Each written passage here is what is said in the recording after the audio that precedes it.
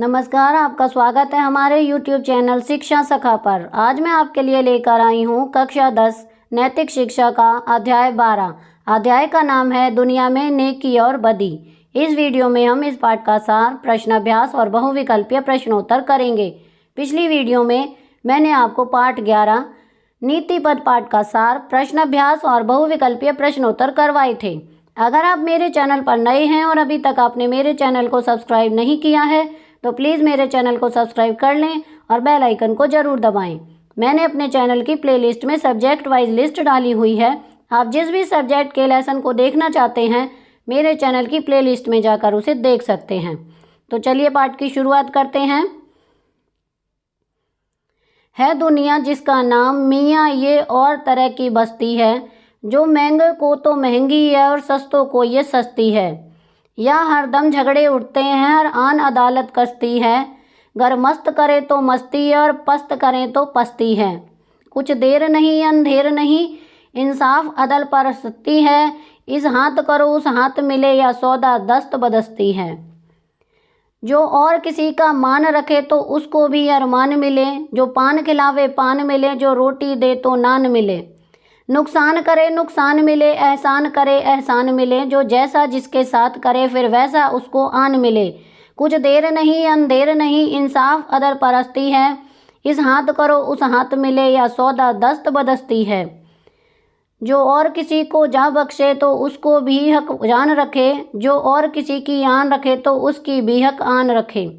जो यहाँ का रहने वाला है ये दिल में अपनी जान रखे, ये चरत फिरत का नक्शा इस नक्शे को पहचान रखे।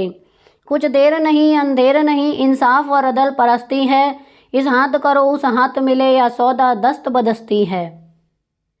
जो पार उतारे औरों को उसकी भी पार उतरनी है, जो गर्क करे उसको भी डुबुक डुबुक करनी है।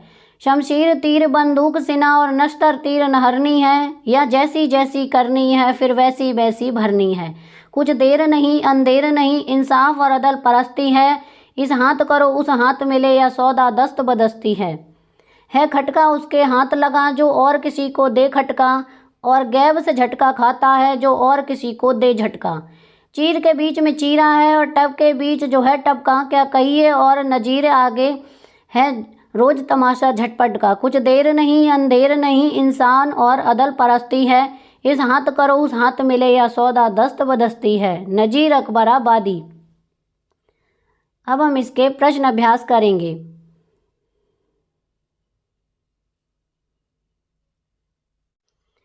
प्रश्न 1, कवि ने किस प्रकार की दुनिया का उल्लेख किया है? उत्तर, कवि ने एक ऐसी दुनिया का उल्लेख किया है जिसमें हर कोई दूसरे को अपने से नीचे ले जाने की कोशिश करता है, लेकिन वह यही नहीं जानता है कि दूसरों को बर्बाद करने में वह खुद भी बर्बाद हो जाएगा। लेकिन अब भी इस दुनिया में इंसाफ और न्याय की पूजा होती है। लोगों को काम करने के तुरंत बाद ही उसका मेहनताना भी प्राप्त हो जाता है। प्रश्न 2, प्रस्तुत छंदों में कवि ने आदमी के सकारात्मक और नकारात्मक भावों को परस्पर किन रूपों में दिखाया है? उत्तर, प्रस्तुत छंदों में कवि ने आदमी के सकारात्मक और नकारात्मक भावों को सम्मान, रोटी, पान, एहसान और नुकसान आदि रूपों में दर्शाया है। प्रश्न 3, इन छंदों को पढ़कर आपके मन में नेकी के बारे में क्या धारणा बनती है? उत्तर, इन छंदों को पढ़कर हमारे मन में समाज में लोगों की मदद करने, धोखाधड़ी न करने, सच्चाई पर डटे रहने आदि धारणाएं बनती हैं। प्रश्न 4, कवि ने डुबकू डुबकू करनी है वाक्यांश का प्रयोग किसके लिए किया है और क्यों? उत्तर, कवि ने डुबकू डुबकू करनी है वाक्यांश का प्रयोग डूबते हुए व्यक्ति के लिए किया है, क्योंकि वह व्यक्ति जो किसी और को डुबाना चाहता है अंत में वह भी डूब ही जाता है। प्रश्न 5, कवि ने किस नक्शे को पहचानने की बात की है? यह नक्शा कैसा है? उत्तर, यह नक्शा हमारे चारों तरफ का है जिसमें हम हमारे आसपास के बारे में जान सकते हैं। प्रश्न 6, कवि ने जिस दुनिया का उल्लेख किया है उसके सौदे की क्या विशेषताएं हैं? उत्तर, कवि ने जिस दुनिया का उल्लेख किया है उसमें हम काम करते ही अपनी कीमत प्राप्त कर सकते हैं। प्रश्न 7, प्रस्तुत छंदों में आपको कौन सी बात अच्छी लगी जो आपने स्वयं अनुभव भी की हो? उत्तर, प्रस्तुत छंदों में मुझे यह बात सबसे अच्छी लगी कि यह समाज अमीरों के लिए महंगा और गरीबों के लिए सस्ता है। यह हमें हमारे समाज में हर समय देखने को मिल जाता है। हर कोई यह चाहता है कि अमीर अपना धन दान कर दे और उस धन को गरीबों में को प्रदान करे। लोग उसका शोषण करने का पूरा प्रयास करते हैं। प्रश्न 8, यदि आप कवि की जगह होते तो किस प्रकार की दुनिया की कल्पना करते, उस दुनिया की क्या विशेषताएं होती? उत्तर, अगर मैं कवि की जगह होता तो मैं एक ऐसी दुनिया की कल्पना करता जहां हम विज्ञान की तरक्की के साथ चरम सीमा पर पहुंचे हुए हैं और हर कोई खुश है। लड़ाई झगड़ों का कहीं भी नामो निशान नहीं है। प्रश्न 9, एहसान करने से एहसान मिलता है। आपके पास जबकि धन नहीं है, ऐसे में आप देश के प्रति क्या करना चाहोगे? उत्तर, ऐसे में मैं बिना धन के भी बहुत सारी सहायता कर सकता हूँ। मैं लोगों को प्रोत्साहित कर सकता हूँ ताकि वे अपने आसपास समझता बनाए रखें। इसके अतिरिक्त मैं उनको आवश्यक ज्ञान भी प्रदान कर सकता हूँ। इन सभी कार्यों में मुझे धन की कहीं भी आवश्यकता नहीं है। प्रश्न 10, आपके घर में एक मेहमान आया है, आप उनका मान सम्मान किस प्रकार करोगे? उत्तर, मैं मेहमान को आदर सहित प्रणाम करूंगा।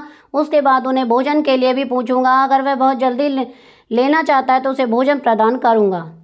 प्रश्न 11, विद्यालय के मैदान में कुछ बच्चे खेल रहे हैं। आपका एक सहपाठी जो ठीक प्रकार से चल नहीं सकता उन बच्चों के साथ खेलना चाहता है। बच्चे उसे खेल में शामिल करने के बजाय उसका मजाक उड़ाते हैं। ऐसी परिस्थिति में आप क्या करना चाहोगे? उत्तर, ऐसी परिस्थिति में मैं अपने सहपाठी के साथ कोई ऐसा खेल खेलूंगा जिससे वह खुशीपूर्वक खेल सके और उसे बुरा भी ना लगे।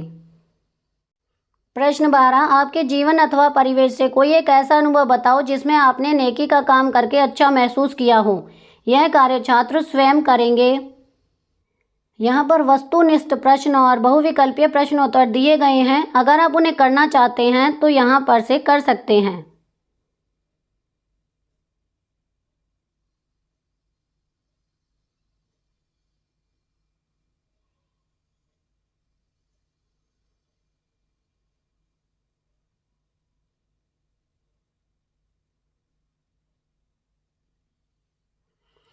तो यहाँ पर हमारी ये वीडियो ख़त्म होती है।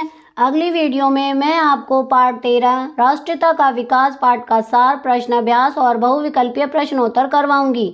आपको मेरी ये वीडियो कैसी लगी मुझे कमेंट करके ज़रूर बताएं। मेरी वीडियो को लाइक करें, शेयर करें और चैनल को सब्सक्राइब करना ना भूलें। Thank you.